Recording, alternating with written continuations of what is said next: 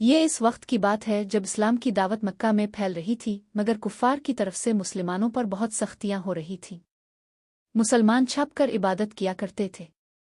حضور نبی اکرم ہمیشہ اپنی امت کے لیے فکر مند رہتے تھے، اس لیے اپنے اللہ تعالیٰ سے یہ خاص دعا مانگی کہ اے اللہ، عمر بن خطاب ابو جہل بن ہشام میں سے جو تجھے زیادہ پسند ہو، اس کے ذریعے اسلام کو عزت اور طاقت عطا فرما۔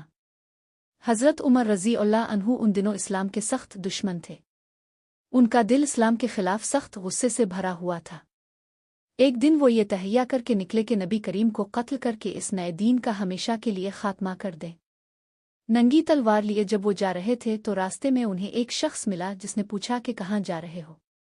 انہوں نے اپنا ارادہ بتایا تو اس شخص نے کہا کہ پہلے اپنے گھر کی خبر تو لو، تمہاری اپنی بہن اور بہنوئی مسلمان ہو چکے ہیں۔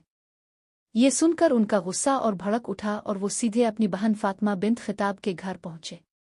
دروازے کے باہر انہوں نے دیکھا کہ اندر سے قرآن پاک کی تلاوت کی آواز آ رہی ہے۔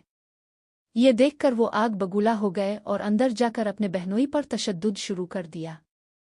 جب ان کی بہن اپنے شوہر کو بچانے آئیں تو انہوں نے ان کے منہ پر بھی اتنا زور سے تمانچہ مارا کہ ان کے چہرے سے خون بہنے لگا۔ خون میں لت پت اپنی بہن کو دیکھ کر حضرت عمر کا غصہ یکدم ٹھنڈا ہو گیا۔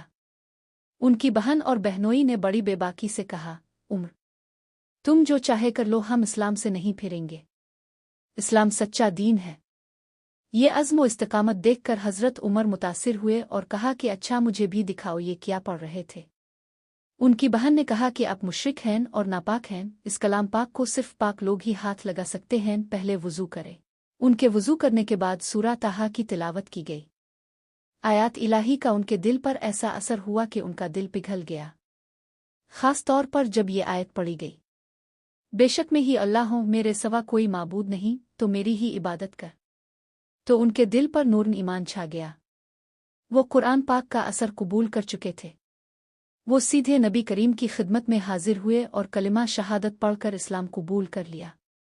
ان کے اسلام لانے پر مسلمانوں نے اس زور سے نعرہ تکبیر بلند کیا کہ مکہ کی گلیاں گونج اٹھیں۔ اس واقعہ سے ہمیں یہ سبق ملتا ہے، دعا کی طاقت۔